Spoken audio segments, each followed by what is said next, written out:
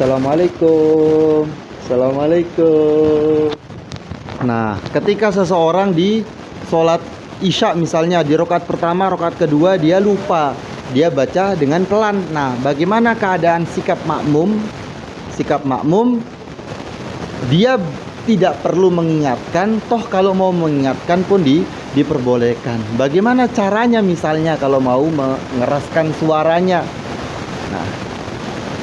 Nah, caranya cukup dia membaca surah Al-Fatihah dengan suara yang keras. Nah, cukup dia membaca surah Al-Fatihah dengan suara yang keras agar imam tahu, oh ini surah Al-Fatihahnya dibaca dengan suara yang keras. Nah, dengan kasus saya seperti tadi bagaimana? Ketika saya berdiri rakaat ketiga dengan membaca suara keras. Nah, padahal sunnahnya adalah dengan melirihkan suara, mempelankan suara. Bagaimana sikap makmum? Makmum boleh mengingatkan dengan ucapan subhanallah mungkin, ya. Boleh juga tidak perlu mengingatkan karena ini namanya sunnah hayat. Dan bagi imam,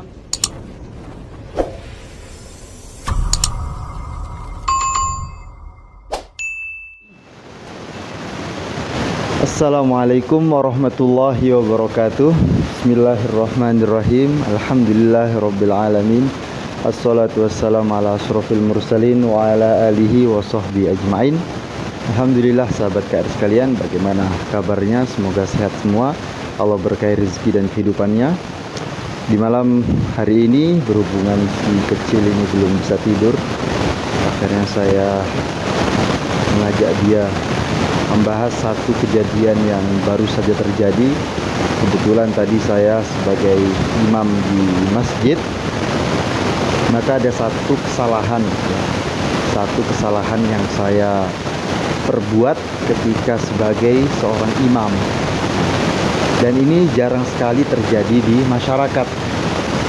Maka di kesempatan kali ini semua saja, baik seorang imam ataupun makmum dari semuanya kaum muslimin wal muslimat, agar tahu bagaimana cara ataupun apa yang diperbuat oleh makmum ketika imam mengerjakan kesalahan seperti ini yang saya lakukan ketika sholat isya.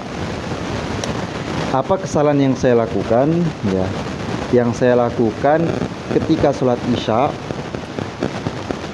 yang mana ketika rakaat ketiga seorang imam membaca Al-Fatihah dengan suara yang sir, dengan suara yang pelan, ya, tidak perlu mengeraskan suara sebagaimana di rakaat pertama dan rakaat kedua. Nah, sekarang bagaimana bila seorang imam ketika rakaat ketiga dia mengeraskan suaranya, ya? Imam rakaat ketiga Al-Fatihahnya suaranya dikeraskan. Nah, sikap makmum bagaimana? Apakah ditegur? Kalaupun ditegur, cara menegurnya bagaimana? Nah, maka sabar saya. Maka saya akan menjelaskan sedikit, ya. Di dalam sholat yang dinamakan sholat lugotan ad-du'a, ya. Sholat secara bahasa adalah doa, sedangkan sholat secara istilah, ya, secara istilah ada sholat secara etimologi dan sholat secara terminologi. Ini apa ini? Ini namanya mic. Jadi ada sholat secara etimologi yang bermakna adalah doa, ada secara terminologi. Sholat secara terminologi adalah af'alun wa aqwalun, atau terbalik, aqwalun wa af'alun muftatahatun bit takbir wa mukhtatamatun bit taslim.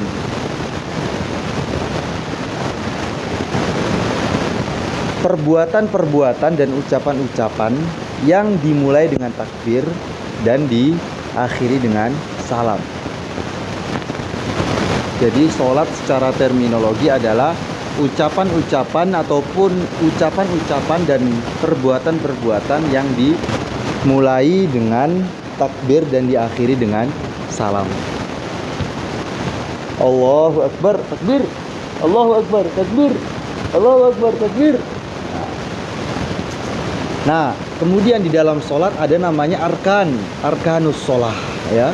Ada namanya arkanus sholah, yaitu kewajiban-kewajiban ataupun rukun-rukun yang harus dikerjakan ketika sholat, yang jumlahnya sebagian kitab ada yang mengatakan 15 ataupun ada yang mengatakan kurang dari itu ataupun lebih dari itu, karena perbedaan antara pembagian tumaknina di dalam sholat. Nah, terlepas dari rukun-rukun sholat, kalau rukun-rukun sholat harus kita kerjakan.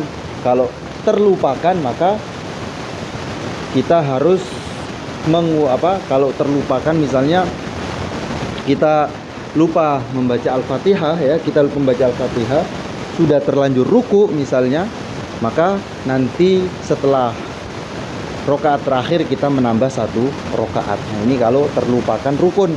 Nah, kemudian di dalam sholat, di samping ada arkanus sholat, rukun-rukun sholat, ada yang namanya sunnah di dalam sholat. Nah, sunnah ini terbagi menjadi 2.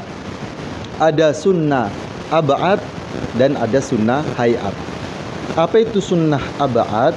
Sunnah ab'ad di dalam sholat adalah sunnah yang mana bila ditinggalkan ataupun bila terlupakan, ya, baik ditinggalkan secara sengaja maupun terlupakan, ya, maka dianjurkan, disunnahkan untuk sujud sahwi, yaitu ketika seseorang imam dalam mazhab al-Imam Asy-Syafi'i lupa mengerjakan kunut ketika sholat subuh, maka setelah membaca tahiyat sebelum salam disunnahkan untuk sujud 2 kali sebagai sujud sahwi. Ataupun ketika sholat maghrib, sholat isya, dia lupa tasyahud awal, maka sebelum salam disunahkan untuk sujud sahwi. Sedikit lagi ya. Nah, kemudian ini namanya sunnah ab'ad. Bila terlupakan ataupun tertinggal disunahkan untuk sujud sahwi. Nah, yang terakhir ada namanya sunnah hayat. Kesunahan yang mana bila ditinggalkan baik sengaja ataupun terlupakan tidak disunahkan sujud sahwi. Bahkan kalau dia tetap sujud sahwi, maka sholatnya batal karena menambah rukun. Nah, karena seakan-akan menambah rukun, menambah gerakan selain sholat. Nah, apa itu sunnah-sunnah hayat? Banyak sekali, mulai membaca doa iftitah, membaca ta'awuz, kemudian membaca surah, ya, surah setelah suratul Fatihah, kemudian takbir intiqal, itu pun termasuk sunnah hayat, ya. Dan termasuk sunnah hayat adalah mengeraskan suara ketika dianjurkan untuk dikeraskan, seperti misalnya seperti misalnya sholat subuh, maghrib dan isya, maka rakaat pertama kedua disunahkan untuk dikeraskan suaranya. Nah, ini bila tidak dikeraskan, maka ini meninggalkan sunnah hayat, tetap sah sholatnya. Nah, ketika seseorang di sholat isya misalnya, di rakaat pertama, rakaat kedua dia lupa, dia baca dengan pelan. Nah, bagaimana keadaan sikap makmum? Sikap makmum, dia tidak perlu mengingatkan, toh kalau mau mengingatkan pun diperbolehkan. Bagaimana caranya misalnya kalau mau mengeraskan suaranya? Nah, caranya cukup dia membaca surah Al-Fatihah dengan suara yang keras. Nah, cukup dia membaca surah Al-Fatihah dengan suara yang keras agar imam tahu, oh ini surah Al-Fatihahnya dibaca dengan suara yang keras. Nah, dengan kasus saya seperti tadi bagaimana? Ketika saya berdiri rakaat ketiga dengan membaca suara keras. Nah, padahal sunnahnya adalah dengan melirihkan suara, mempelankan suara. Bagaimana sikap makmum? Makmum boleh mengingatkan dengan ucapan subhanallah mungkin, ya, Boleh juga tidak perlu mengingatkan, karena ini namanya sunnah hayat. Dan bagi imam tidak perlu untuk sujud sahwi karena lupa seperti tadi. Nah, jadi setelah tahiyat langsung saja salam. Seperti itu. Jadi khusus untuk sunnah hayat, makmum boleh mengingatkan, boleh juga tidak, karena ini namanya sunnah hayat, sehingga imam tidak perlu sujud sahwi. Nah, seperti itu. Wallahu a'lam. Nah, kurang lebihnya mohon maaf. Kita akan kembali di pertemuan selanjutnya, berhubung si kecil ini agak rewel ya.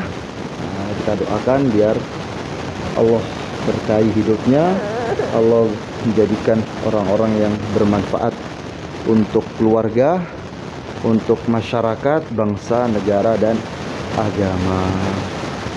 Kurang lebihnya mohon maaf. Assalamualaikum warahmatullahi wabarakatuh.